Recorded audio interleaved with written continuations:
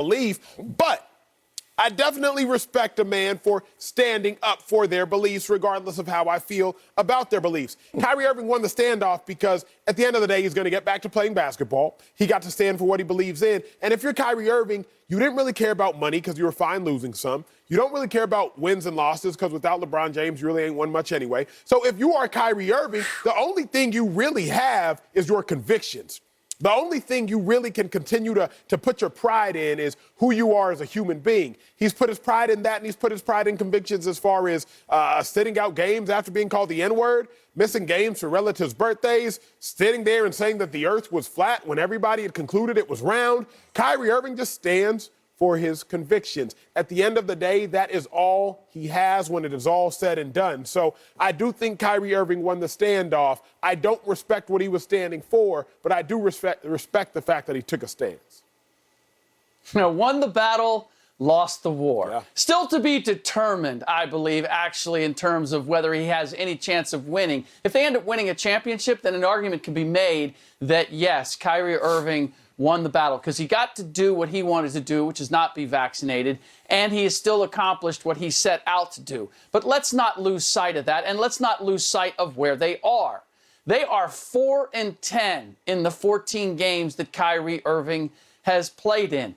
We still don't know. I mean, everybody's getting excited. Oh, the New York mayor is optimistic that eventually we might drop this mandate. But he also said that they're going to go through steps and measures, and they're going to take advice from the health officials in how they slowly ramp this up. So it still remains to be seen, one, when Kyrie Irving actually will be eligible to play in every game.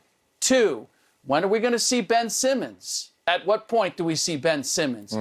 The vaccine stand that Kyrie took is in part contributing to the fact that they have a brand new player that they have to incorporate in who hasn't played all season long, and we don't know when he's going to be prepared to play. And then we have Kevin Durant with the sprained knee. Have no idea when he's going to come back and play. As it stands, with this announcement, I'm not sure that anything is different. So would we have said a month ago, 2 months ago, that Kyrie Irving had won the standoff? I wouldn't. And I've seen his excitement before. I saw it in Boston when he sat down at the press conference with his good friend Gordon Hayward and all the great things that they were going to do in Boston. Kind of reminiscent of what I saw when he came together with Kevin Durant in Brooklyn. Didn't work out in either place. So I understand, Acho. I don't want to get into the politics. Unfortunately, politics have been drawn into the whole not vaccinated subject. But the fact of the matter is, Kyrie Irving is a basketball player. Kyrie Irving's objective, my understanding, was to win a championship. And where he is and the stand that he took has separated himself from the opportunity to do that to this point. So I can't possibly make the case that he's won a standoff. Good point. Oh, man, he won the standoff, and it's clear. There's not a no answer to this question. Many will attempt. There's two things we got to look at: how this is going to change the Brooklyn Nets, the Nets and their fortunes, and also what you think of Kyrie Irving. Let's just be real about it. Okay, let's start off with what I think of Kyrie Irving. My opinion of him hasn't changed. Let me tell you why. When he became a man of his convictions through actions, even though I disagreed in my actions because I'm actually vaccinated, I left that to the side and passed no judgment on him, even though he did things differently. Let me tell you why.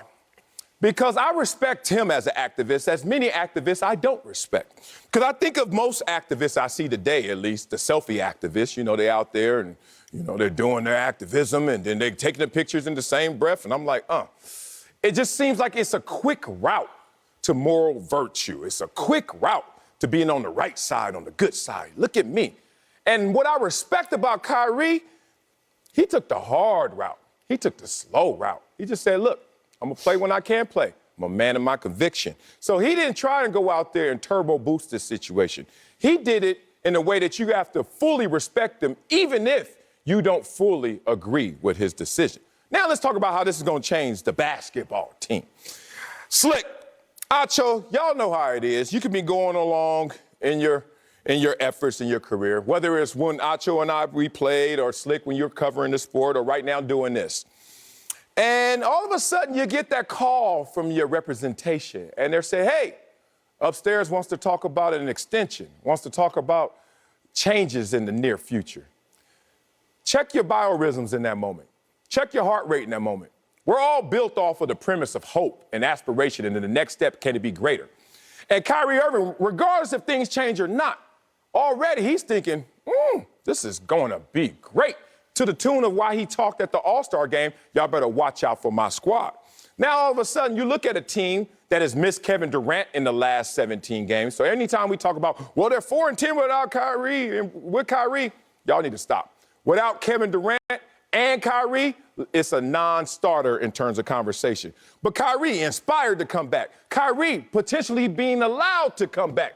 And then you look at a team that has Kyrie Irving, Kevin Durant, Ben Simmons, healthy, with an addition off the bench with Goran Dragic, and an East that no one is scaring anybody. For me, Slick, to me, Kyrie clearly won the standoff, not only as potentially on the basketball court as leading this team to a championship, but also you got to respect that man, at least his character.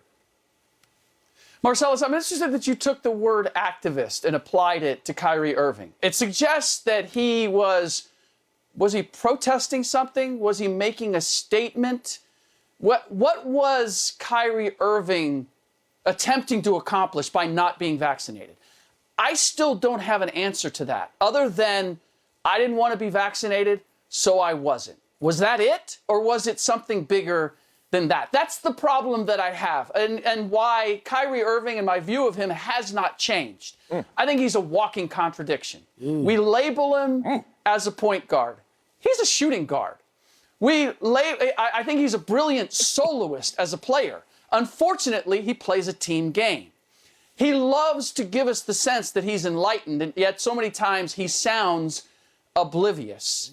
I look at all of the things that he wants to be or that he's said that he is, and then I can always give you something. He's unbelievably generous to people he does not know, and yet to the people closest to him, you know what, on second thought, I know you guys all agreed to play in the bubble, but let's back this up and let's go over this one more time. Kyrie, we already had this conversation. What are you doing? Kyrie, we're all going to get vaccinated and we're going to play and go after this championship. Hold on a second. I'm not sure I want to do that. This is Kyrie Irving in a nutshell, and it's why I struggle. Look, I love what he is. In terms of his handles, in terms of his shot creation, there's none better. When I watch him in a silo, when I watch just him, I am enthralled. When I pull the viewfinder back and I'm watching him within the concept of the team, there's no surprise to me that the Brooklyn Nets are 4-10 in the 14 games that he has played in. So that's my struggle, is what exactly, we're talking he won the standoff. What did he win? Other than he got his, I can't even say he got his way because it hasn't happened yet. So what did he win? Tell me, what did he win, Acho? Yo, Slick, phenomenal take. And not because I fully agree with it, because it enlightened me. You made a lot of great points in my mind. I do believe that Kyrie Irving is a walking contradiction. I said last week, Kyrie's primary goal is to be a contrarian. I do not think his primary goal is to win basketball games. I believe Kyrie's primary goal is to be a contrarian. His secondary goal is to win basketball games. Why do you talk primary versus secondary goals? Because when push comes to shove, you will always rock with your primary goal. So if Kyrie Irving is like, okay, I can win a championship or I can be a contrarian, I'm going to be a contrarian. So I fully and wholeheartedly agree with you there. The only reason I would argue or submit he's won the standoff is truly because at least Kyrie Irving can say, I did what I wanted to do and nobody made me budge. I sacrificed winning, I sacrificed money, and I didn't have to give up what I wanted to give up. That's the only thing. But in totality, Nets are no closer to winning a championship. The Nets are no better with Kyrie Irving on the floor than they are without him on the floor. And Kyrie Irving hasn't yet actually accomplished anything because we do not know if he will actually play at home games. So I'm not mad at all at your take, Slick, and I honestly am grateful for a take to make me think. Okay. Here comes I said, Marcellus. okay. He's going to shoot that down. You already know. Cat. Kyrie wasn't the only one that walked out of that bubble initially. LeBron, others was with him. Now, Kyrie may be the igniter because I think Kyrie is not a walking contradiction. I think he's more revealing than most. When you're brutally honest with yourself, it allows